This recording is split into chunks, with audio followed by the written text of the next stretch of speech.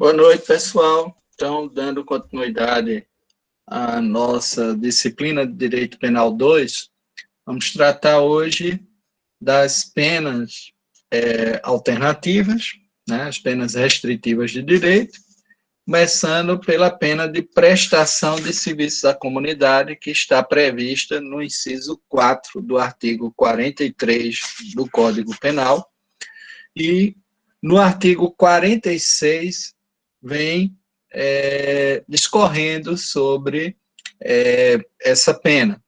Ao lado da multa e da limitação de fim de semana, a adesão no mundo ocidental desse modelo de prestação de serviço à comunidade foi grande. São das penas alternativas aquelas que, de repente, têm uma maior aceitação pelo público em geral. A prestação de serviços à comunidade ou a entidades públicas é aplicável nas condenações superiores a 6 meses de privação de liberdade.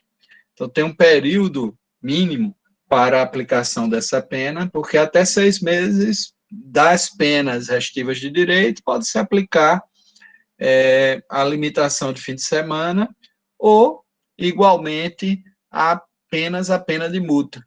A pena de multa substitutiva pode ser aplicável dentro desses limites. A prestação de serviços à comunidade ou a entidades públicas consiste na atribuição de tarefas gratuitas ao condenado. Então, o condenado vai ter que realizar na razão, existe aqui a razão no parágrafo 3º, né? A razão de 1 hora de tarefa por dia de condenação, fixadas de modo a não prejudicar a jornada normal do trabalho. Ora, durante a semana, são 7 horas, existe a possibilidade de se concentrar essas atividades no final de semana, em 2 dias, né, desde que seja cumprida na razão de, no domingo, 3 horas e meia, no sábado, 3 horas e meia. A ideia é de distribuir isso de maneira a não prejudicar o período normal de trabalho, o tempo normal do trabalho. O parágrafo 4º coloca, inclusive, o seguinte: se a pena substituída for superior a 1 ano, ou seja, se a pena for superior a 1 ano, é facultado ao condenado cumprir a pena substitutiva em tempo menor, nunca inferior à metade da pena privativa de liberdade fixada. Então, o período de prestação de serviço à comunidade pode ser acrescentado, e aí a carga horária diária vai ser acrescentada para haver a redução da pena. Não é? Esse parágrafo 4º foi acrescentado na Lei 9.714 de 98, que introduz uma série de outras penas alternativas, e a pena de prestação de serviço à comunidade já existia desde a reforma da Parte Geral de 1984. Apenas foi melhor disciplinada pela Lei 9.714 de 98. Ela já estava entre as penas factíveis. É uma pena que não rompe com quaisquer dos princípios constitucionais de cumprimento. Ela tem um papel social importante, porque, vejam, a prestação de serviço à comunidade, parágrafo 2º, dá-se-á a entidades assistenciais, hospitais, escolas, orfanatos ou outros estabelecimentos congêneres em programas comunitários ou estatais. Então, nós temos, conforme o que disciplina o artigo 46 e os artigos 149, vamos lá para a Lei de Execução Penal.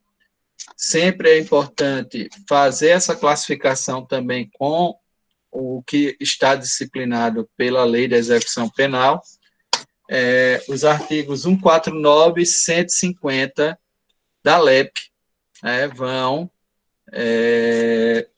também reger a aplicação da pena de prestação de serviço à comunidade. Então, o artigo 149 coloca: caberá ao juiz da execução designar a entidade ou programa comunitário ou estatal, também tem isso, algumas políticas públicas que são desenvolvidas podem lançar algum tipo de programa, onde, geralmente, há, inclusive, a atribuição para as unidades hospitalares, onde as pessoas ficam à disposição para trabalharem de maqueiros, auxiliando também na assistência a vítimas de acidentes. A ideia é exatamente de quem, por exemplo, se envolveu em algum daqueles crimes do trânsito, que receba uma pena superior a 6 meses por conta disso, possa trabalhar em hospitais e, com isso, gerar realmente uma reflexão maior acerca da responsabilidade também pelo ato que foi praticado.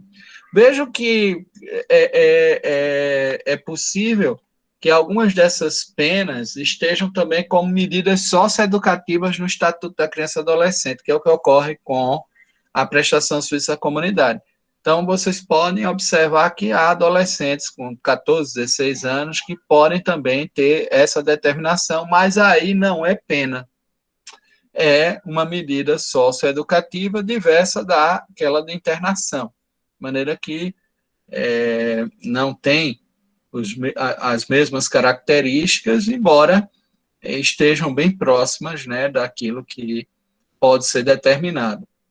Determinar a intimação do condenado, cientificando da entidade e do horário que deverá cumprir a pena. Alterar a forma de execução a fim de ajustá-la às modificações ocorridas na jornada de trabalho. Então, isso são competências do juiz da execução. Parágrafo 1º, porque o juiz do conhecimento que levou à imposição da pena vai fazer só aquela avaliação da quantidade da pena aplicável para essa substituição, do volume de horas a ser determinado, e quem vai realmente classificar isso é o juiz da execução, que verá, né, o trabalho terá a duração de 8 horas semanais, e aqui me parece haver uma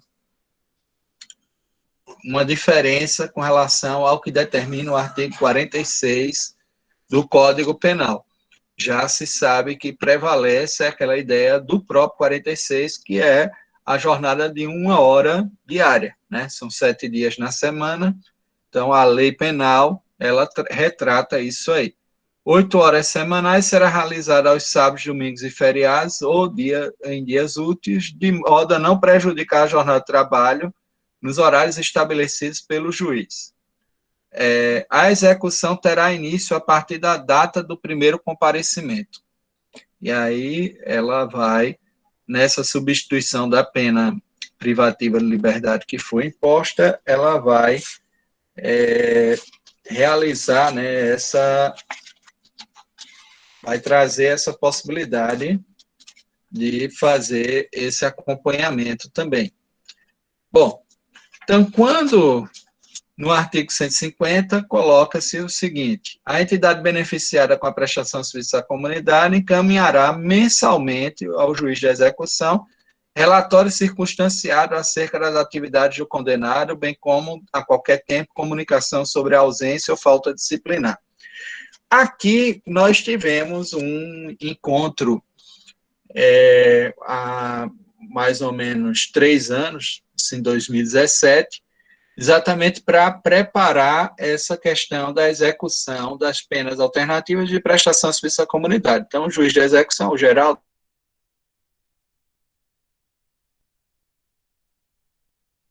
estava presente, temos uma grande discussão acerca da equipe multidisciplinar, que tem psicólogo, pedagogo, assistente social, que trabalham na vara e que permitem monitorar e levar esse acompanhamento. Aquilo que se colocava em algumas escolas, principalmente esse problema se repetia nas escolas, era um certo temor com relação a esse acompanhamento se não houvesse fiscalização. Mas o papel de fiscalizar realmente é da direção, né? Então, eles dizem, olha, mesmo quando eles não assinam, a gente fica, né, e repassa esse relatório, né, porque não tem muito o que ser feito no tocante a isso. Mas foi disciplinado, pelo menos naquela época, que a equipe ficaria fazendo visitas periódicas e existiria um acompanhamento mais próximo. Até porque grande parte do público, e já é um público alto, né, de pessoas que estão em prestação de serviço à comunidade, há, inclusive, a possibilidade, como incidente da execução, então, essa ideia de que ela substitui apenas a pena, é uma coisa que vocês irão agora observar, essa possibilidade que está aberta para quando se chega ao regime semiaberto de execução da pena, você ter a conversão do que resta de pena a ser cumprida também em pena restritiva de direitos. E isso era algo que a gente já discutia bastante, né, nessa análise que é trazida, porque não é só ab início, a partir daquela quantidade de pena que está dispensada, né, no momento da dosimetria, né, que é fixada como pena definitiva. Há a possibilidade também, conforme a gente pode extrair aqui do artigo, vejam só,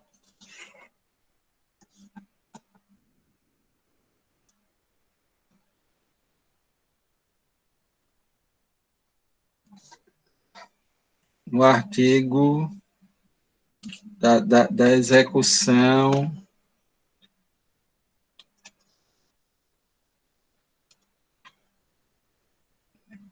falando aqui da mulher, não se considera hedionda, cometimento de falta grave.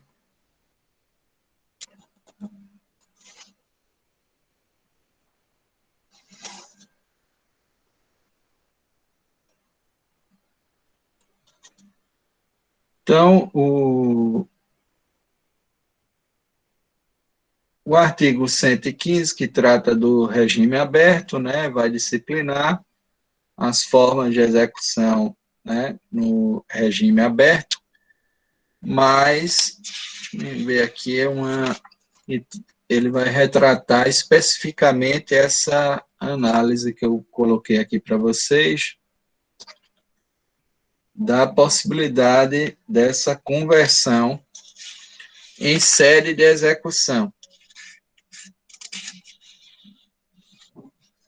Essa possibilidade que se tem de fazer com que essa pena seja aplicada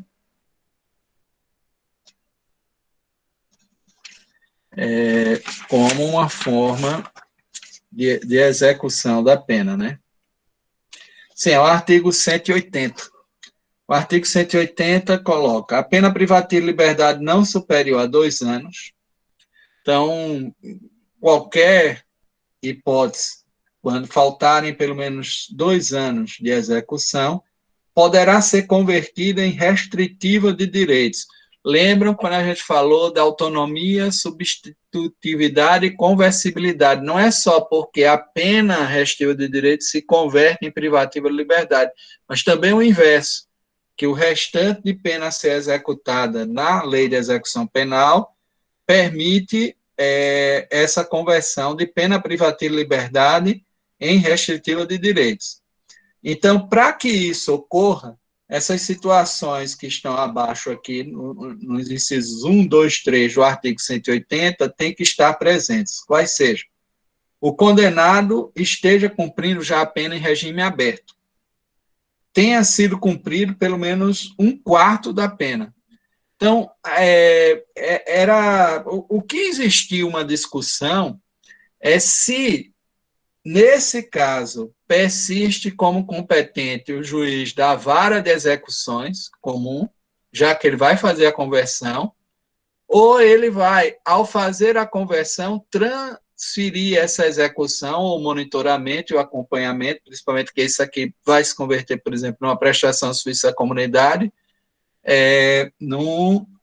numa situação onde o acompanhamento é melhor que seja feito pela equipe multidisciplinar da vara de execução de penas alternativas. Na época, ficou decidido, pelo menos no caso aqui paraibano, que persistiria com o juiz das execuções. Não haveria essa transferência, mas esses casos seriam acompanhados pela equipe multidisciplinar também. Era uma discussão que se colocava, porque são hipóteses onde essa conversão ou essa substituição não houve no início. Não é aquele caso lá do 59, inciso 4, que quando eu encontro a pena definitiva, eu faço a substituição com base na classificação que me é dada pelo 44. Não é essa a hipótese. É uma hipótese de alguém que está executando pena, e, portanto, sob o acompanhamento comum da vara de execuções, e chega a um montante que cabe esse incidente, e são poucos, né, que reúnem essas condições aqui, de permitir que, ao chegarem no aberto, tenham a pena convertida em pena restritiva de direitos, ou seja, o restante dessa pena, que faltam só 2 anos a ser cumprida, pode ser. Então, a conversão em pena restritiva de direito não é só ao início. Pela lei de execuções penais, isso é até uma exceção, né? Ela admite essa conversão como incidente da execução no título 7º da LEP, da Lei de Execuções Penais. É importante estar atento a isso também. Então, há algumas pessoas, vocês podem encontrar no cotidiano, não, mas eu estou prestando conta lá na vara de execuções, mas não era para ser na VEPA, né, que é a vara de execuções de penas alternativas, por que não está lá? É porque são essas situações específicas onde houve essa conversão como incidente de execução, né?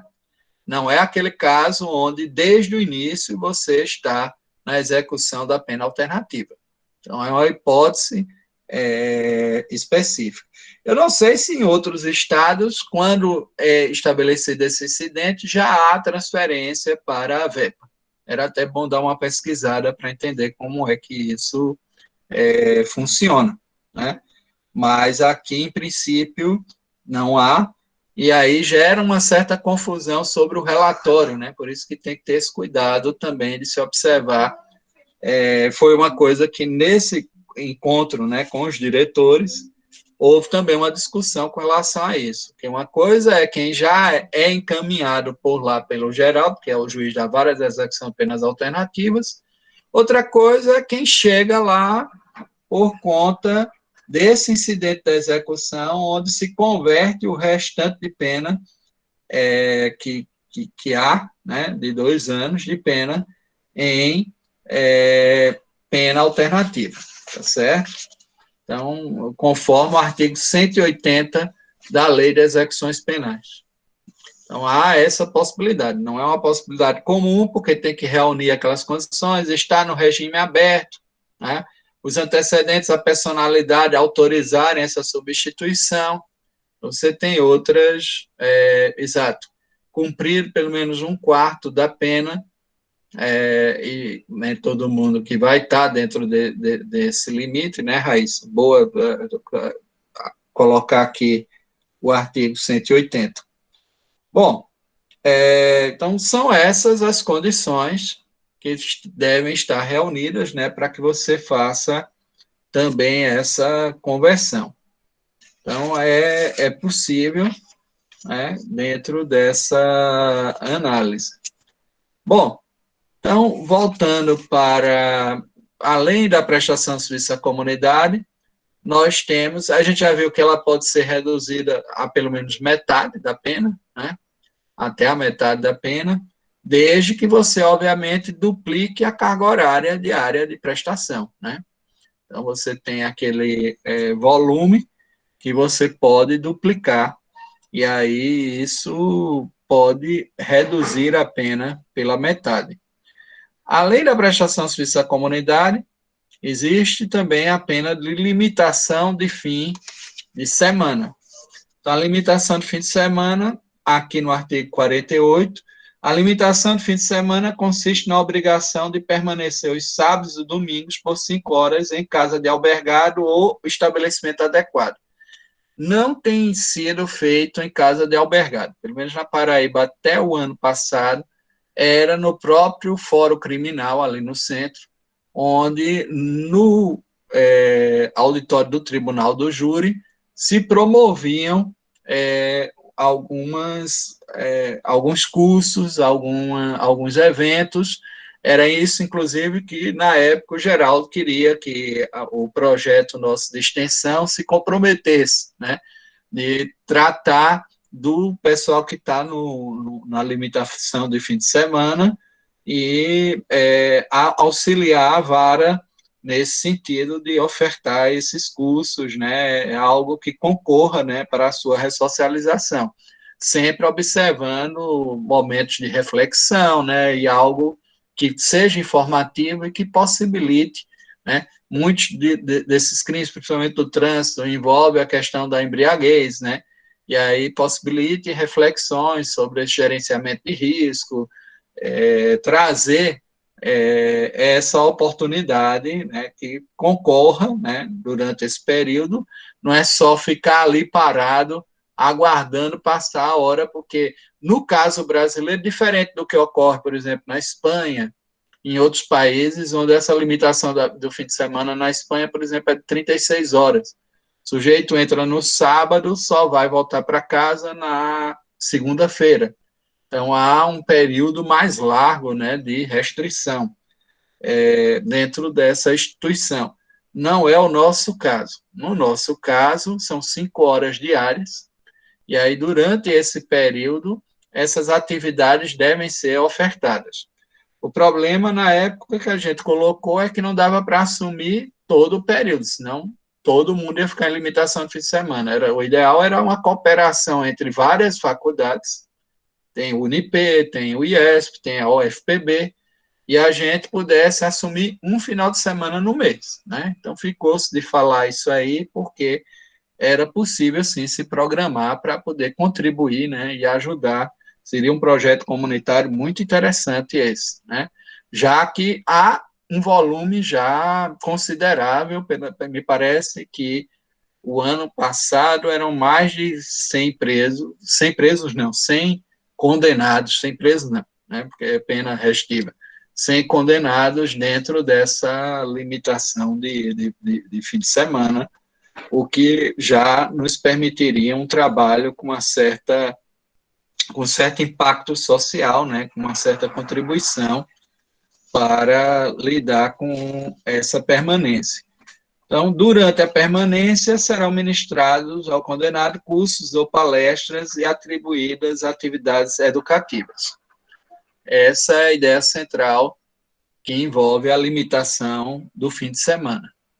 Então, nós temos, além da pena de prestação de serviço à comunidade, da limitação de fim de semana, as interdições temporárias de direitos, que no Código Penal surgem como 5, né, possibilidades, no artigo 47. Quais sejam? As penas de interdição temporária de direitos são, algumas delas confundem-se com os efeitos da condenação que estão lá no artigo 91. Só que o efeito da condenação, ele tem um período próprio, né? E ele se exaure, né, dentro dessa ideia de um efeito. Os genéricos do artigo 91 não precisam nem ser motivados pelo juiz. O trânsito em julgado da sentença já ocasiona esse fato. E os específicos do artigo 92 são também efeitos da condenação, a perda do cargo ou função pública ou mandato eletivo. Então, a diferença é que aqui nós vamos ter a proibição de exercício de cargo, função, atividade, bem como de mandato eletivo, durante o período da pena. E, no efeito da condenação, isso já é algo que vai se desdobrar e tem que ser declarado, né, no artigo 92, esses efeitos do artigo 92, como são efeitos específicos, né, e não gerais, como são os do 91, eles devem ser motivados. Veja o que diz o parágrafo único: os efeitos no 92, os efeitos de que trata esse artigo não são automáticos, devendo ser motivadamente declarados na sentença. A sentença tem que especificar tais efeitos. Aqui não é um efeito da condenação, mas a própria consequência jurídica, ou seja, a pena aplicada, que é uma pena de interdição durante o período de condenação que ela está substituindo, para lidar com a proibição do exercício de cargo, função, atividade pública, bem como de mandato eletivo, proibição do exercício de profissão, atividade ou ofício, que depende de habilitação especial. Chaveiro, até chaveiro tem uma habilitação especial, né? O sujeito é chaveiro, mas também participa nos finais de semana, né? Não é nem arrombamento, né? Ele abre mesmo a porta, né? E isso pode levar a uma proibição, uma interdição do exercício da sua atividade, né? De licença, autorização do poder público. Suspensão de autorização ou de habilitação para dirigir veículo, né? E proibição de frequentar determinados lugares.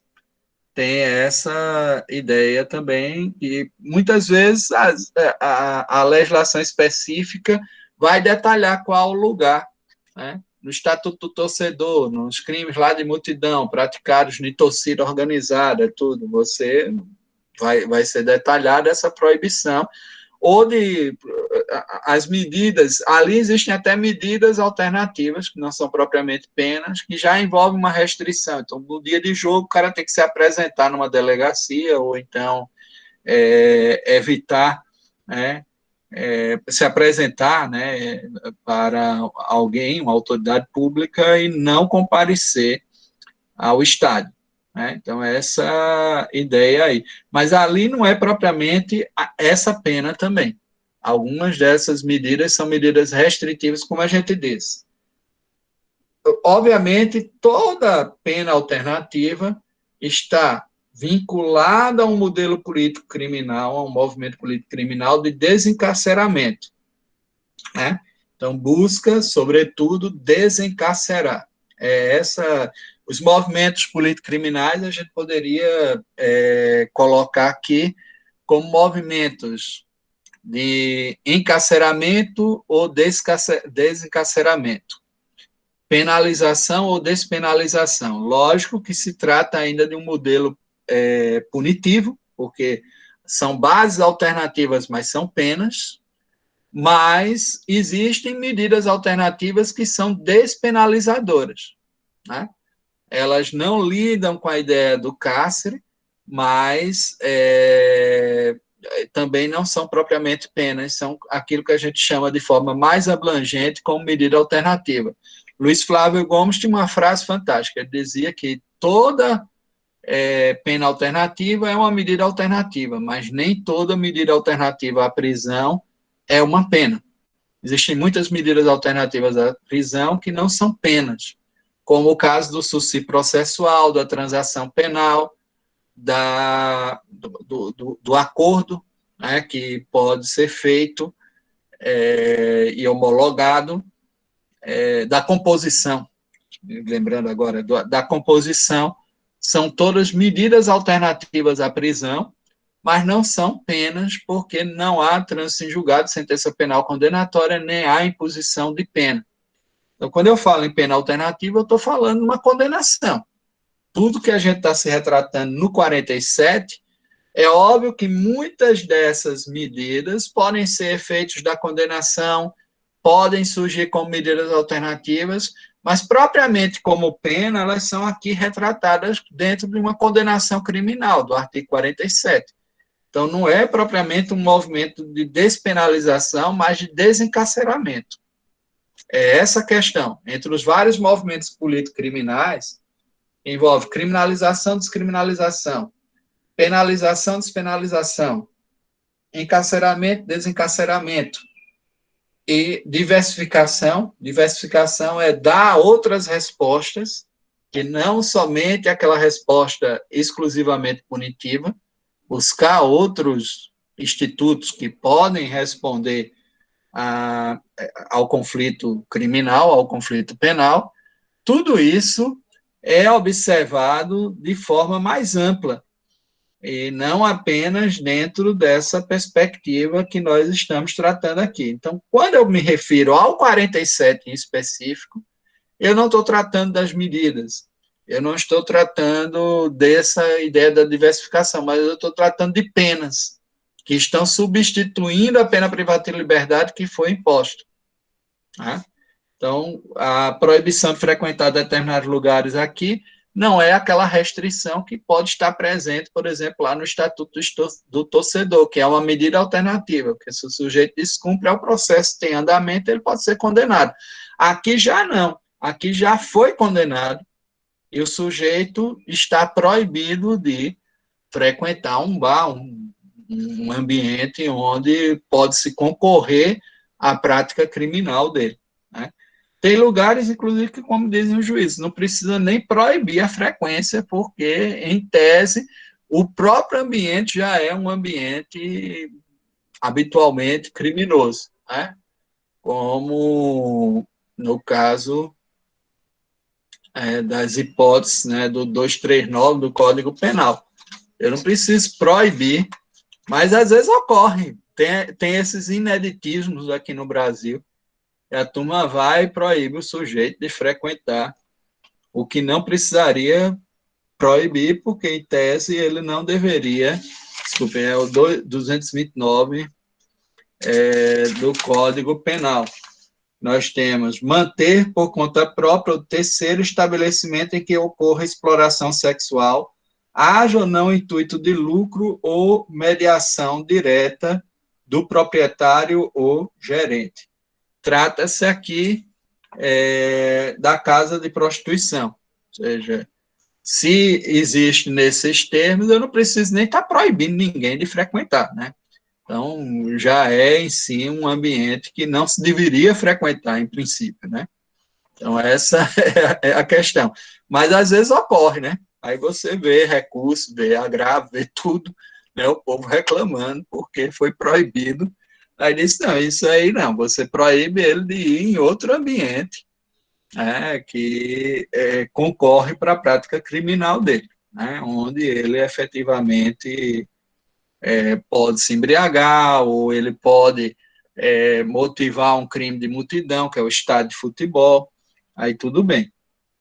Então, proibição de inscrever-se em concurso, avaliação e exames públicos. Inclusive, tem o tipo lá, que surge mais recentemente, que até alguns autores dizem que deveria ter sido melhor tratado, né? Mas que está aqui no artigo 311-A, que é a fraude em certames de interesse público. E está entre os crimes de falsidade, né, de moeda falsa, falsidade documental. Então, 311-A tem utilizar ou divulgar indevidamente, com o fim de beneficiar-se a outro ou de comprometer a credibilidade do certame, conteúdo sigiloso de concurso público, avaliação, exame público, processo seletivo para o ingresso no ensino superior. Então, a pena aqui é de reclusão de 1 a 4 anos e multa.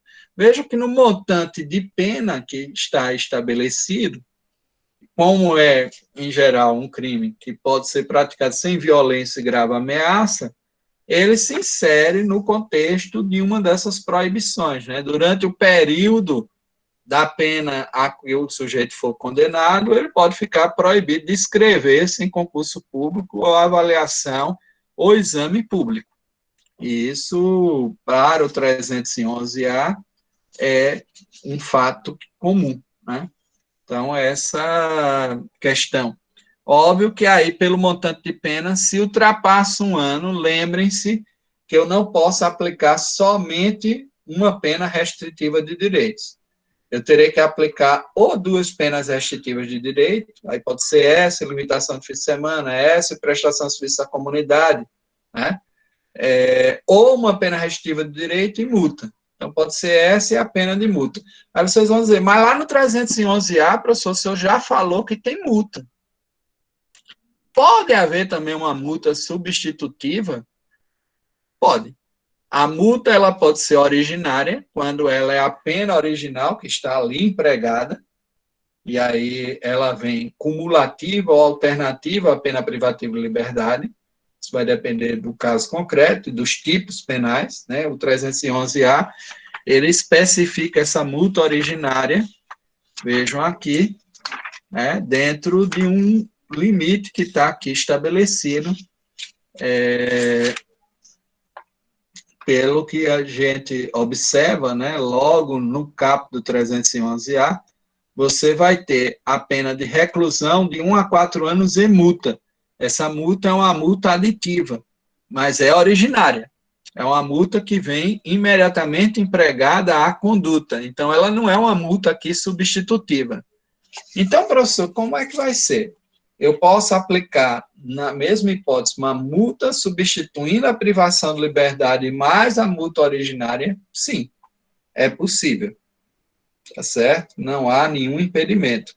E pode ser mais de uma pena, a gente já viu que para as hipóteses, lembram do que tem no 44,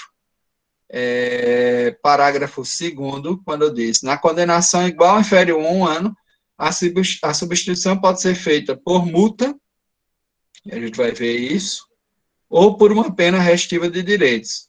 Se superior a 1 ano, a pena privativa de liberdade será substituída por uma pena restritiva de direitos e multa, ou por 2 restritivas de direitos. Então, está aqui. No próprio parágrafo 2º, nós temos isso aqui estabelecido. Óbvio que essa interdição temporária de direitos do 47, como a gente falou até o momento para vocês, ela deve ser, né, dentro dessa perspectiva de análise. O recolhimento domiciliar, ele foi vetado, mas ele é possível ser empregado, seja como cautelar processual, e aí é importante a gente diferenciar a natureza do recolhimento domiciliar em várias dimensões. Ele pode ser uma cautelar processual, substitutiva da prisão processual. Ele pode ser a forma de execução do regime aberto, conforme o artigo 117 da LEP, da Lei de Execuções Penais, e ele pode ser também uma pena restritiva de direitos. Como, professor, não foi vetado aqui na forma geral do Código? Foi, mas na Lei 9.605/98, que é a Lei dos Crimes Ambientais, é admissível o recolhimento domiciliar como pena alternativa para crime ambiental. Então, pelo princípio da especialidade, ele pode ser empregado no caso de crimes ambientais, como pena restritiva de direito. Então, tem que ter muito cuidado, porque ele assume várias feições. Ele tanto é uma medida cautelar, como ele pode ser pena alternativa, no caso de crime ambiental, como ele pode ser também a forma de execução de pena privativa de liberdade quando se chega no regime aberto, conforme o artigo 117 da LEP. Vai depender de como a questão for formulada. É importante ter um olhar sobre esse termo, recolhimento domiciliar, porque ele assume diversas naturezas específicas, vai depender de como ele esteja aí sendo analisado. Agora, dentro da parte geral do Código, ele foi vetado, né? Então, ele não existe para, seria o inciso 3. Então, hoje nós podemos dizer que temos 10 penas restritivas de direito. Como penas alternativas, seriam 11, porque existe a ideia da multa substitutiva, que os autores não retratam dentro dessa hipótese. E há uma crítica grande exatamente nisso, porque isso pode aparentar uma multiversidade, né, de penas, e isso tudo nas mãos do juiz, mas como não especifica, há autores, inclusive, que questionam a legalidade na aplicação das penas alternativas, no tocante à questão constitucional, porque dizem que os tipos penais que admitissem essa conversão, como ocorre em alguns códigos penais aí fora, deveriam vincular quais penas alternativas também seriam admitidas para aquela hipótese. Porque, ao não vincularem, deixam isso muito em aberto para o órgão judicial, e aí é meio que descumprir a legalidade penal, limitar o poder de punir do Estado, porque pode se promover também muita desigualdade nessa aplicação.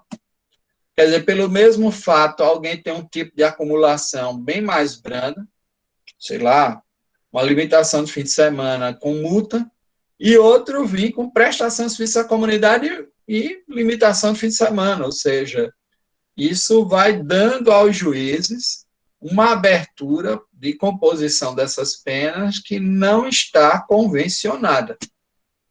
De maneira que, ainda que eu tenha toda a parte da aplicação regulada, e chegue à possibilidade de, ao final, chegando à pena definitiva, vendo os volumes que estão estabelecidos no 44, substituir, porque o artigo 59, inciso 4, admite essa ideia da substituição, isso tudo está previsto legalmente, essa composição das penas não está convencionada aí, me parece romper com o convencionalismo penal. De maneira que, naqueles tipos onde há uma margem admissível, né, para essa conversão, isso aí deveria realmente estar convencionado. Né? Se vários países no mundo conseguiram fazer, o Brasil também deveria ter respeitado a legalidade penal nesse aspecto. Né? Isso deixa a margem para um certo arbítrio judicial no tocante a essas penas. E aí tem de tudo. Né? Tem gente que é conclamada para... esses relatos foram do Adeildo, né, que colocou coisas que ocorrem estranhas aí pelo Brasil, gente que é chamada para comparecer ao fórum, né, e fazer cantar, né, o hino nacional. De preferência com bonézinho escrito "Só Jesus salva". Só que esse problema aí envolve também a questão da liberdade de consciência, de religião, mas isso já ocorreu em fóruns por aí, que foi muito criticado pelo juiz da execução penal lá de Pernambuco, Adeildo, no livro dele de execuções penais, onde ele demonstra que esse tipo de arbítrio não foi também limitado, né, e era necessário que a gente tivesse isso mais preso, né, de maneira que eu não tivesse como aplicar qualquer pena. Bom, a pena de multa. A pena de multa é uma pena pecuniária, que está aqui prevista no artigo 49 do Código Penal. Ela vai ser convertida em favor do fundo penitenciário, mas não especifica como a perda de bens e valores, especificou o Fundo Penitenciário Nacional. Isso é muito importante também a gente perceber, porque o Fundo Penitenciário Nacional é uma rubrica da União, então a forma de captação da receita e de realização dessas despesas ficará na gerência da União. O artigo 49 não especificou. E aí, se vocês forem lá em NUT, vão observar o seguinte: os estados que criaram essa rubrica de receita no seu orçamento, nas condenações da Justiça Comum Estadual ou da Justiça Estadual, vão ter esse valor revertido em favor do Fundo Penitenciário do Estado. Os que não criaram vão continuar indo para o Fundo Penitenciário Nacional. E a Justiça Federal é o Fundo Penitenciário Nacional. Não há o que se questionar dessa composição, porque ela ficou em aberto, ela fala só em fundo penitenciário, mas não determina qual. Né? Nós criamos, e, se eu não me engano, no ano retrasado, Geraldo disse que chegamos a recolher nesse fundo penitenciário 2 milhões de reais. O que se coloca é que, pelo termo fundo penitenciário, também aparenta restringir as despesas, a forma como eu vou concretizar esse recurso. É um recurso importante, mas que muitas, no controle, né, esses órgãos de controle dizem que só poderia ser empenhado em favor dos estabelecimentos penitenciários, da administração penitenciária.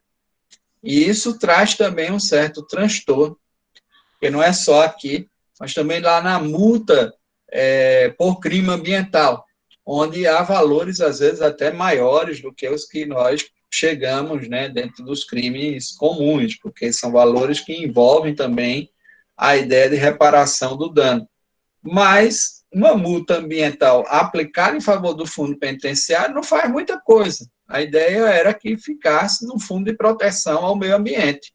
Era essa a questão que é colocada por diversos autores igualmente, da crítica que se faz a esse vínculo bem restrito que está aqui colocado. A prestação pecuniária, também diferente da multa, ela se reverte em favor da vítima, dos seus dependentes, ou de entidade pública ou privada com destinação social. Então, os beneficiários da prestação pecuniária são essas instituições aqui ou sujeitos ou instituições que estão determinados no artigo 45, parágrafo 1º. Também não é um fundo penitenciário. Então, essa distinção também que a gente pode estabelecer entre a multa e a prestação pecuniária. Depois ainda vamos fazer outra discussão. Então, a pena de multa consiste no pagamento ao fundo penitenciário de quantia fixada na sentença e calculada em dias multa. O critério adotado pelo nosso Código Penal é um critério antigo, que foi inicialmente, aí tem uma discussão, e se foi o Código Penal finlandês, o critério de dias multa havia sido estabelecido no anteprojeto de Código Penal belga, de 1830, né? E o nosso Código Penal fixou, né? E houve sempre uma discussão de se fomos o primeiro, o Código Penal do Império fixou, né, o Código Melo Franco fixou, se fomos nós os primeiros a definir o critério de dias-multa, positivando, ou se foram os finlandeses, porque também a Finlândia fixou. Então, se fazia uma análise, mas tudo leva a crer que ambos copiaram o projeto que havia sido feito para o Código Penal belga, ou seja, de um jeito ou de outro, não seria também algo tão original assim o fato. Então, alguns manuais dizem que é um critério brasileiro, que foi estabelecido primeiramente no Brasil, outros negam, dizem que a Finlândia incorporou primeiro, e há uma discussão no tocante a essa propositura, né? Óbvio que é um critério que permite controlar a decisão judicial no tocante à multa, porque o valor da multa será no mínimo de 10 dias multa e no máximo de 360 dias multa. Agora vamos usar aí umas calculadoras para ir fazendo alguns cálculos, né? Então, o valor do dia multa fixado pelo juiz não pode ser inferior a 1/30 do maior salário mínimo mensal vigente. Na época de 84, haviam salários regionais. Não é hoje o fato. Hoje o salário mínimo é único em todo o território nacional. Eu não sei nem qual é o valor que está agora. Vocês poderiam me passar aí qual o valor do salário mínimo? Porque a gente vai começar a fazer uns cálculozinhos agora. R$ 1.045. R$ 1.045, né? Então, 1/30 desse salário mínimo vai ser dividido por 30, é R$ 34,83. Então, o valor mínimo do dia multa é 1/30 desse salário mínimo. Então, R$ 34,83 é o valor mínimo do dia multa, mas a multa vai ser aplicada em, no mínimo, 10 dias multa. Então, é 34,83 multiplicado por 10 dá R$ 348,33. Então, o valor mínimo da multa hoje é de R$ 348,33, ou seja, próximo a R$ 350, vigente ao tempo do fato, nem superior a 5 vezes esse salário. Então, qual é o salário? 1.045. Vamos ver o valor máximo aqui valor máximo da multa. Estabelecer aqui. Hã? 5.225. 5.225 por dia, né? 5.225 é 5.225 o valor do dia multa, mínimo, máximo, né? Agora, só que multiplicado por 360, eu obtenho 1.881.000. Então, em princípio, esse seria o valor máximo da multa. Só que temos, no artigo 60, uma questão. Diz que, na fixação da pena de multa, o juiz deve atender principalmente a situação econômica do réu. Então, o critério já varia em relação ao que está definido no artigo 59. Se vai ser fixada a multa, o juiz vai atender o critério da situação econômica do réu, aquela ideia de igualdade material, tratar igualmente iguais, desigualmente desiguais. No parágrafo 1º, nós temos: a multa pode ser aumentada até o triplo se o juiz considerar que, em virtude da situação econômica do réu, é ineficaz, embora aplicada no máximo. Então, o máximo que nós vimos aqui dá 1.881.000, então, vezes 3, igual a 5.643.000. Então, essa seria o valor hoje máximo estimado para uma multa, conforme o Código Penal brasileiro. Veja que, a depender do dano, principalmente danos ambientais, isso aqui não é nada. Né? Primeiro, pela irreversibilidade, muitas vezes, desses danos. Segundo, porque isso pode entrar na contabilidade. Né? Tem gente que constrói shopping aí pelo mangue e depois bota estacionamento lá, com, acho, uns 2 anos de estacionamento, paga essa multa aqui, pronto, está resolvido o problema. Né? Isso pode entrar no custo operacional da conduta, né, e ser avaliado desse jeito. Né? Qual o custo-benefício? De maneira que sai barato. Né? Eu acredito que essa multa aqui, ela hoje não representa mais um critério diante de determinados sujeitos, né, que são bilionários e tudo, não representa um valor tão exorbitante assim.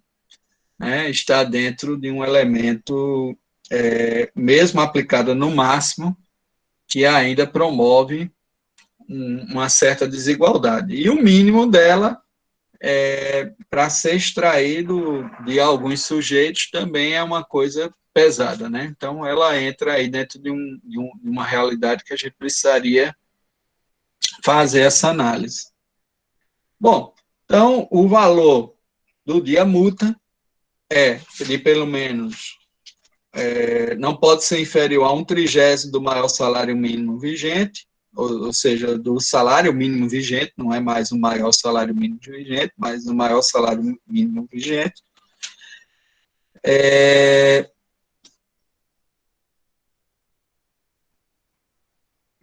Temos aqui que dispõe-se o artigo 35, que o limite a que se refere este parágrafo pode ser acrescido ou reduzido em até 10 vezes, de acordo com as condenações do autor.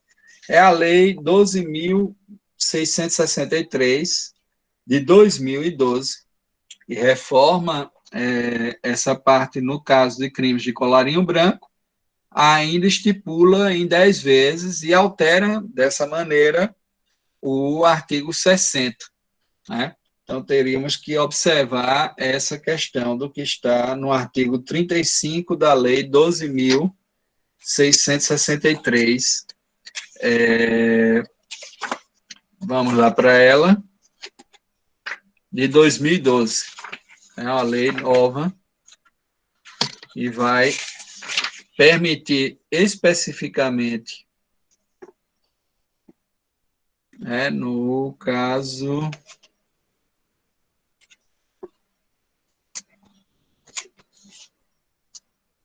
12 de 5 de junho de 2012. Então, deixa eu ver aqui. 5 de junho de 2012. Olhar para cá.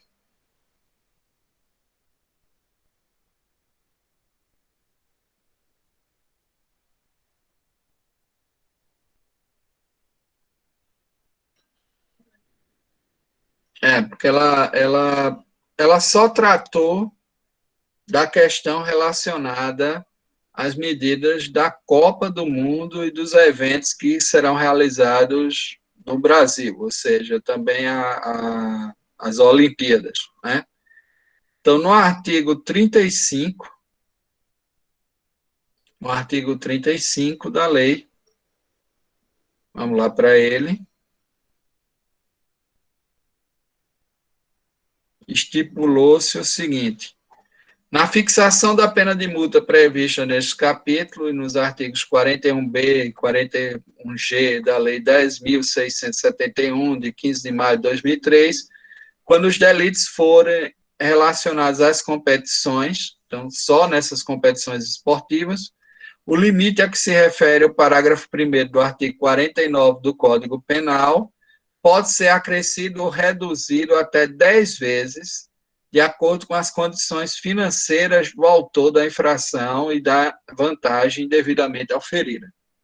Então, essa questão que deve ser observada, mas tem uma vigência bem especial no tocante àquilo que foi determinado por essa lei que regulou, né, a Copa do Mundo, né, a forma. Então, o valor da multa será atualizado quando da execução pelos índices de correção monetária. Hoje, a questão maior que se traz para a pena de multa é que ela não vai mais se converter, por exemplo, se a multa não for paga, ela não mais vai se converter em pena privativa de liberdade. O artigo 50 diz que a multa deve ser paga dentro de 10 dias após o trânsito em julgado da sentença, a requerimento do condenado e, conforme as circunstâncias, o juiz pode permitir o parcelamento da multa, mas aí ele vai ter que fazer o depósito nessas parcelas mensais, né? A multa, agora, não se converte mais, né? Veja o que o artigo 51 coloca: transitar em julgado a sentença condenatória à multa, será executada perante o juiz da execução penal. Aqui já era também uma outra dúvida, se, como ela tinha o perfil de uma execução fiscal, ela assumia esse perfil da execução fiscal, se não era o juiz da Fazenda Pública que deveria fazer essa execução. Mas a gente já viu aqui que existem valores que ficam aquém do mínimo da execução fiscal. E aí a única coisa que se fazia era escrever no cadastro ativo, né, de débito. E isso é contra aquilo que determina o Código Penal, porque aqui a gente não está interessado no suporte fiscal propriamente, mas em aplicar uma pena, porque a pena de multa é uma pena.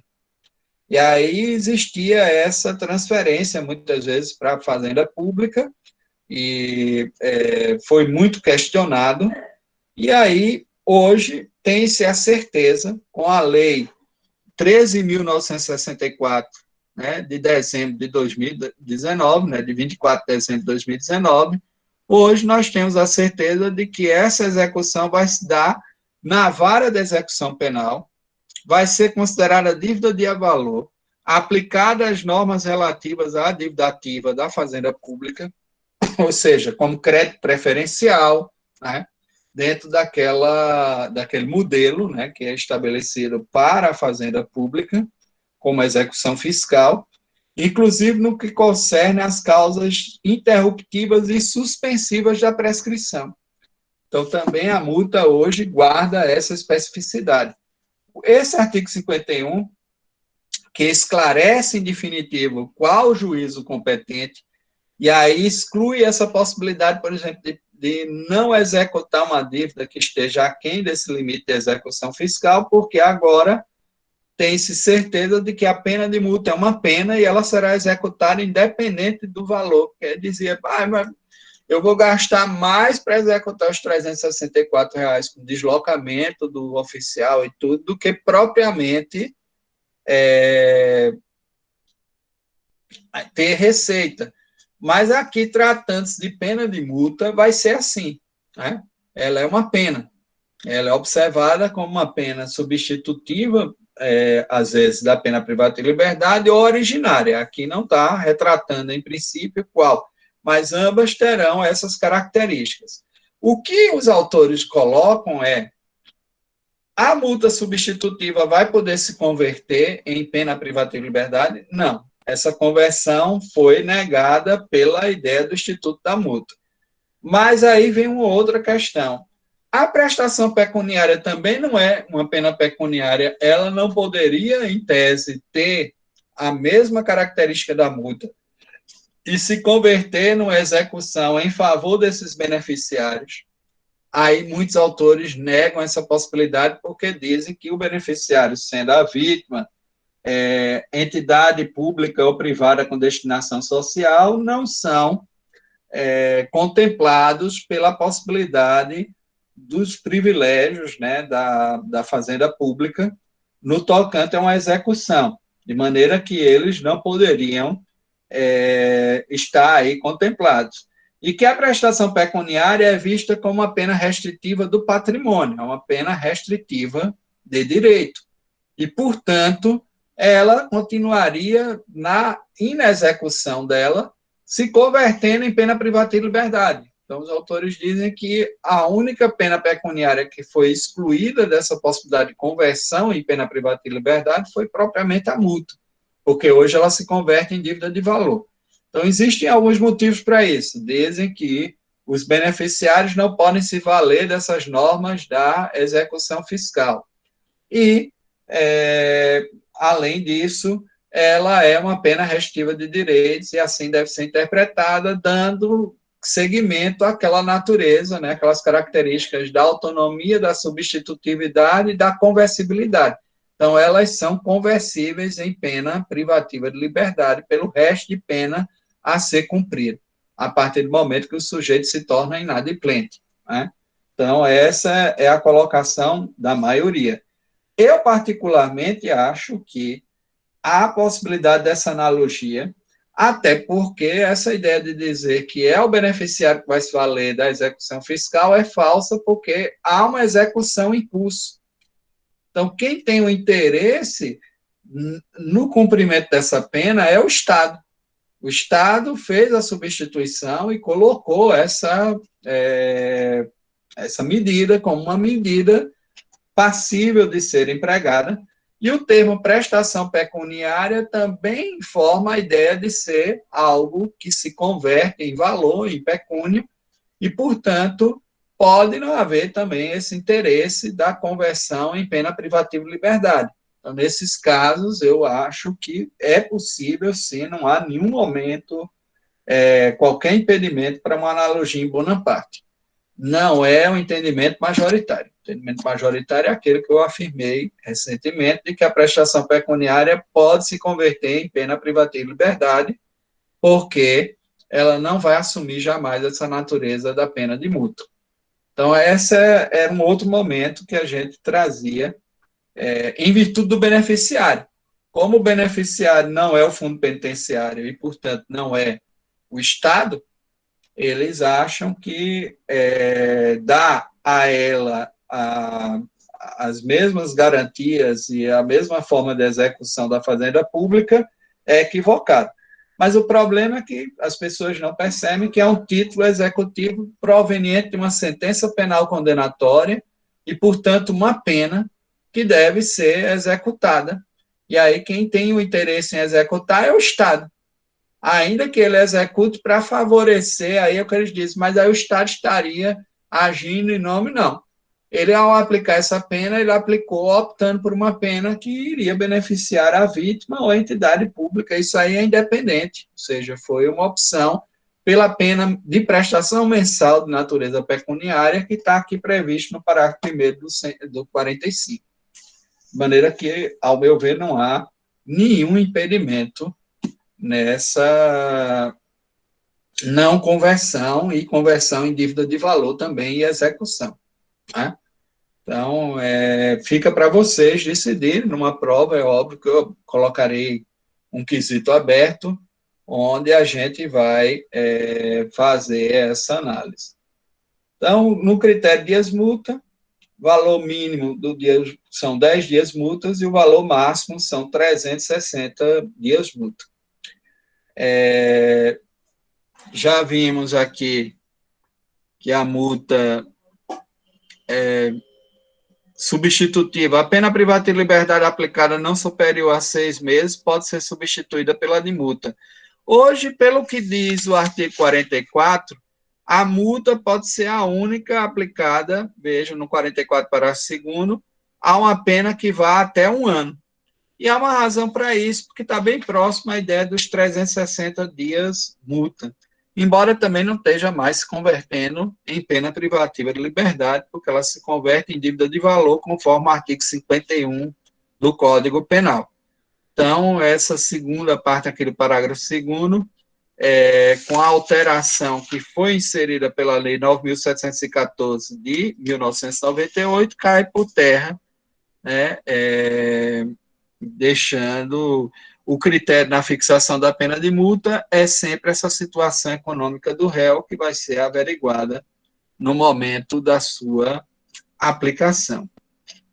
Então, pessoal, com relação às penas alternativas ou penas restritivas de direito, veja que a matéria ela é bem positivada, quase tudo está aqui no Código, é fazer uma leitura cuidadosa do que está na lei, né? Com essa alteração recente, que determina o juiz da execução penal como competente para essa execução da dívida proveniente da pena de multa, né?